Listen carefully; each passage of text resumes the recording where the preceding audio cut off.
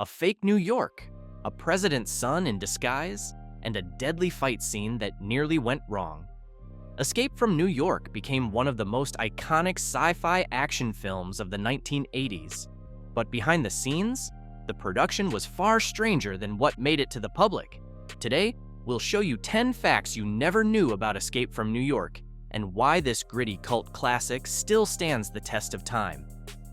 Fact number 1. The opening scene was changed. What if the man we meet in the prison transfer station had a whole origin story stitched into the first 5 minutes, with a bank heist, a high-speed escape, and a daring train hotwire that proved Snake Plissken's reputation before we ever saw his eye patch? That's exactly what John Carpenter filmed at first. The original opening was a lean, efficient sequence showing Snake in action, cool under pressure, pulling off a robbery that explained how he slipped from war hero to public enemy number 1. But here's the twist. During the screenings, that sequence didn't land the way Carpenter expected. Instead of clarifying Snake's past, it slowed the movie down and left audiences asking more questions than it answered. Carpenter made a bold editing choice. He cut the entire bank robbery prologue and introduced Snake, already legendary and enigmatic. The result was a character that arrives fully formed, with backstory implied rather than spelled out. This turned out to be one of the film's smartest moves. Just picture the film opening with that robbery sequence. Does Snake feel like an anti-hero you want to watch, or just another action protagonist? Now, picture the actual opening, meeting him as a hardened convict. Which version makes you want to learn more about him? Well, you can even be more interested in Snake Plissken when you realize that he was actually inspired by a real person. Fact number 2. Snake Plissken was inspired by a real person. Have you ever wondered where Snake Plissken, the snarling, one-eyed anti-hero of Escape from New York, came from? Turns out, he wasn't born from some abstract sci-fi idea. John Carpenter actually based him on someone he knew in high school. It was a guy whose nickname was Snake, and more specifically, Snake Plissken. This real-life tough guy had a massive snake tattoo and carried a raw, rebellious energy that struck Carpenter long after their school days. Teenager Carpenter watched this guy walk the halls, unkillable and living by his own rules. This image morphed into the character we see on screen, cool, detached, and dangerous. When Carpenter realized he needed a name for his anti-hero, he remembered that friend of a friend in school, the real Snake Plissken, and thought, that's my guy. He didn't only borrow his name, but also the tattoo. The real Snake had it on his body, and Carpenter loved that detail so much he put a cobra tattoo on Snake Plissken's stomach in the film. This wasn't merely a cool visual, but a nod to the raw, wild persona of the guy who inspired the character. In the movie, Plissken isn't just some polished action hero, but he's deeply shaped by rebellion. Carpenter described him as his alter ego, a part of himself that deeply distrusted authority. So next time you watch, you can pay attention to Snake's tattoo. Another person you should look out for when watching the movie is one member of the Secret Service, who was actually the president's son. Fact number 3. President Ford's son acted in Secret Service. One of the most surprising cameos in Escape from New York is by Stephen Ford, the youngest son of President Gerald Ford. And yes, he plays a Secret Service agent. In the film's tense opening aboard Air Force One, you can spot him among the agents scrambling to protect the president, making him one of the only few real-world political connections woven into this dystopian nightmare. Interestingly, Stephen Ford was already pursuing an acting career by that time, and this small but memorable role came early on. His presence in the movie is a little piece of meta-cinema. In real life, Ford spent years under Secret Service protection. The agency literally shadowed him growing up in the White House. His performance may seem fleeting, but it's loaded with real-world weight. The idea of a president's own son standing guard under fictional, high-stakes political chaos adds an unexpected layer of drama to Escape from New York. The casting choice shows John Carpenter's flair for blending fiction with a touch of veracity. In fact, he surprised everyone by choosing Kurt Russell despite his Disney image. Fact number 4. Kurt Russell was a risky casting choice. It's hard to picture anyone else as Snake Plissken now, but casting Kurt Russell wasn't a no-brainer in 1981. At that time, Russell was still mainly known for his clean-cut Disney roles. Imagine a studio executive watching Escape from New York and thinking, "Can that guy kill anything?" After all, they had watched him in the Dexter Riley trilogy and Miracle, Sky High, and The Fox and the Hound. John Carpenter, though, was convinced. Having already worked with Russell on a TV show about Elvis, he believed Russell had more in him than his family-friendly image showed. The studio, however, had very different names in mind: Charles Bronson, Tommy Lee Jones, and Chuck Norris, all of whom embodied tough guy action hero energy. Carpenter dug in his heels. He insisted that Russell could pull off Plissken's brutal, nihilistic vibe, and that he was young, athletic, and just unpredictable enough to be dangerous. Russell himself was more than ready to break out of his Disney mold. He went on a serious fitness and diet regimen to embody Snake's lean, muscular frame, even refusing to drop character between takes. Carpenter's risk paid off, and Russell's performance as the brooding, cynical Plissken proved him right and silenced the skeptics. He went from a Disney kid to an action legend, and Carpenter's vision for him changed cinema. Another interesting secret that they never told you about Escape from New York was where they got Snake's iconic eye patch. Fact number 5. Snake's iconic eye patch was introduced by Russell himself. Snake Plissken's most unforgettable feature was the rugged black eye patch, but surprisingly, it wasn't John Carpenter's idea at all. It came from Kurt Russell himself. During early conversations about the character, Russell told Carpenter, "I think it'd be cool to wear an eye patch." Carpenter didn't hesitate. He simply said, "Yes, do it." And just like that, the look was born. Wearing the patch turned out to be more than just a style choice. It became a defining part of Snake's mystery. Russell later remarked that he pitched the patch because he wanted something symbolic, something that made audiences wonder why Snake was limping through life with one eye covered. But it wasn't as easy for the actor as it looked on screen.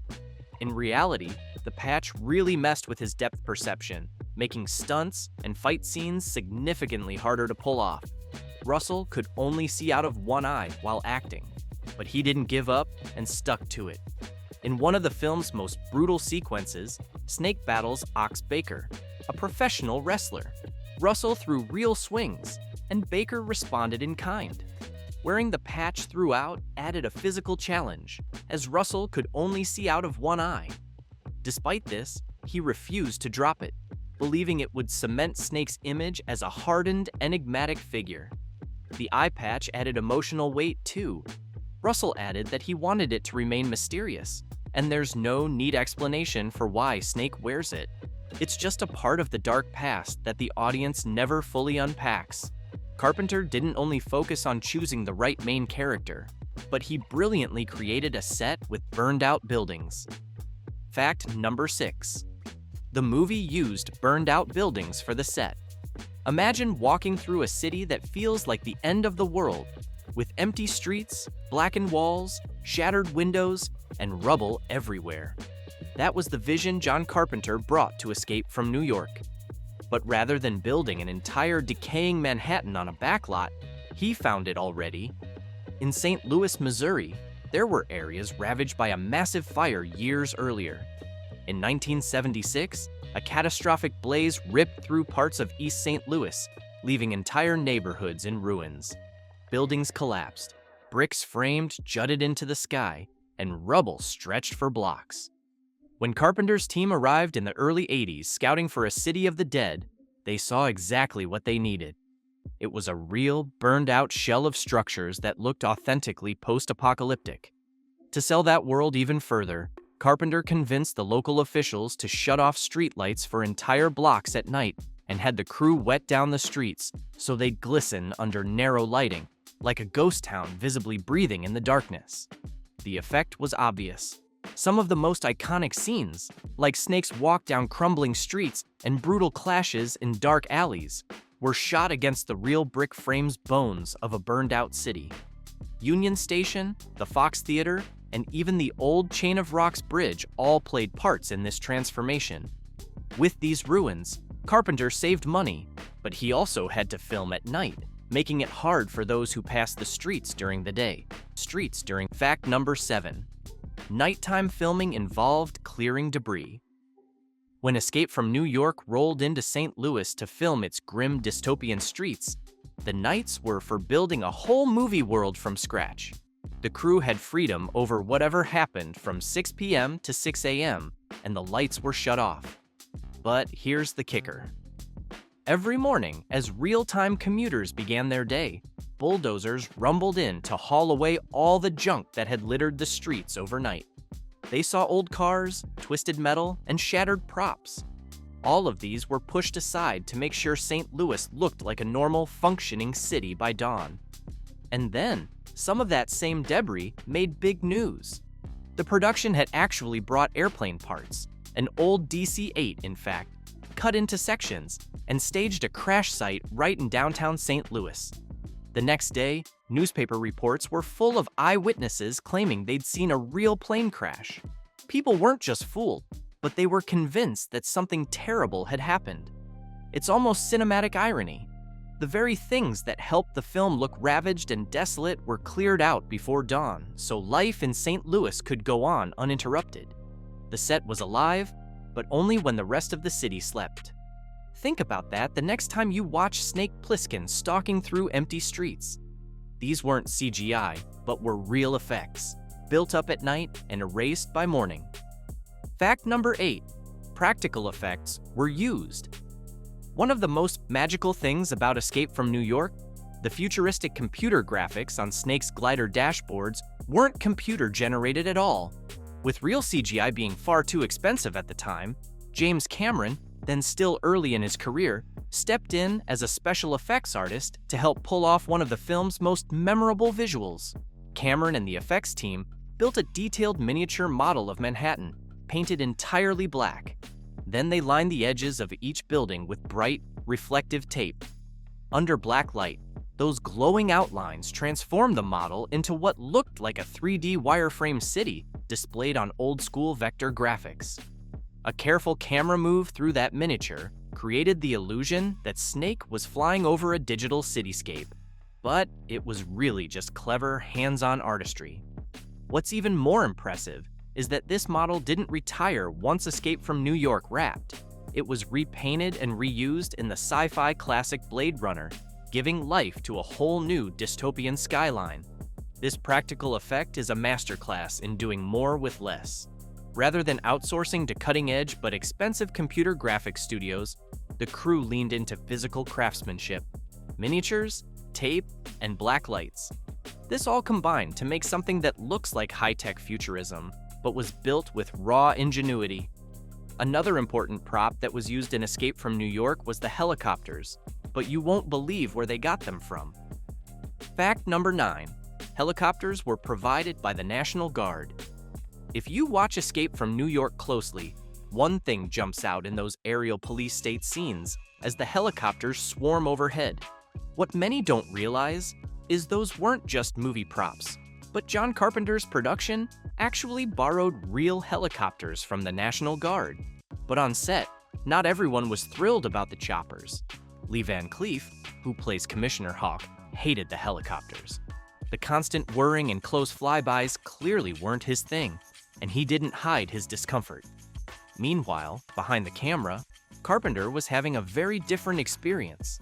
Filming those airborne sequences with the tension, the power, and the kinetic energy got under his skin in a big way. He fell hard, so much so, in fact, that Escape from New York sparked a lifelong passion for helicopters and Carpenter. After the film wrapped, he didn't just leave choppers behind on set. He actually became a licensed helicopter pilot. That's the kind of behind-the-scenes love affair that really surprises you when you're used to thinking of Carpenter purely in terms of his mood synth scores and dark, dystopian atmospheres. Fact number 10. Professional wrestler. Ox Baker played Slag. Finally, let's round up with one of the most memorable scenes in Escape from New York, and you'll be surprised who was playing that wrestler. This moment came when Snake Plissken, was forced into a gladiatorial-style showdown. His opponent?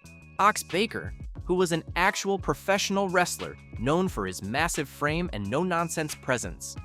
Baker's size and wrestling background made him a terrifying choice to play Slag, Snake's hulking adversary. But what makes the fight truly wild is how risky the stunt was.